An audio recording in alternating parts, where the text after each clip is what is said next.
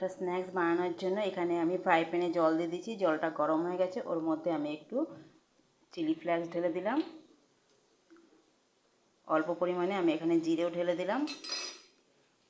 এখানে কিছু আমি সবজি নিয়েছি, গাজরগুলোকে আমি একদম কুচি করে কেটে নিয়েছি, লঙ্কা কুচি, আর এখানে ধনেপাতা কুচি, সবগুলোই আমি একসাথে দিয়ে দেব।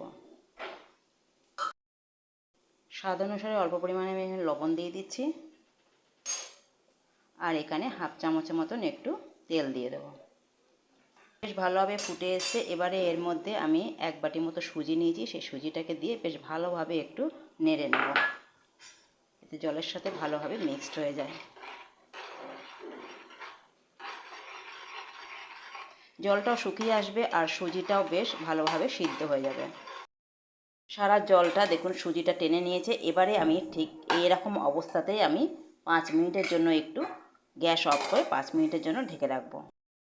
একটা ঠান্ডা হয়ে এসেছে, এবার এর মধ্যে আমি অল্প একটু সর্ষের তেল মেখে নেব। সর্ষের তেলটা মাখিয়ে নিলাম, আর একটু আমি এটাকে মেখে নিচ্ছি।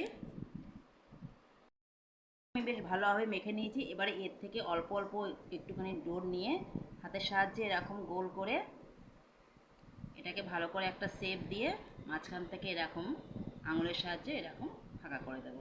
এরকমভাবে সবগুলোকে বানিয়ে নেব। আমি সব বানিয়ে নিয়েছি, এবারে এগুলোকে আমি তেলে ভেজে নেব।